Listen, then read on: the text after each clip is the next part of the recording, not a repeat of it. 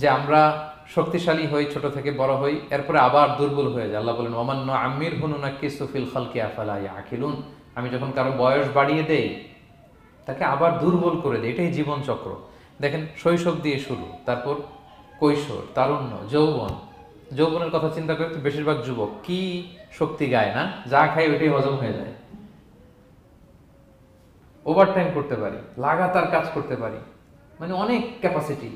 কিন্তু সেই আপনি যখন 60, 70, 80-তে যাবেন আর করা যায় না, তখন একটা লাঠি লাগে। কি লাগে? আরো বাড়লে 90 যখন হয়ে যায়, 100, তখন ওই যে ছোট বাচ্চারা ওরা যা বলতেছে এরকম, ওরা যেরকম বোঝে না ওইরকম বোঝে না। বাচ্চাদেরকে এদিকে খাবার দিলে দেখবেন যে এদিক দিয়ে করতেছে, মুছে দিত। ওই মুরব্বীরও এরকম, বাচ্চাদের প্যাম্পাস পরানো লাগে, যেখানে রাখে পেশাব পায়খানা, মুরব্বীরাও এরকম 90, 80, এদেরও পরানো লাগে, এদেরও আর কন্ট্রোলটা থাকে না।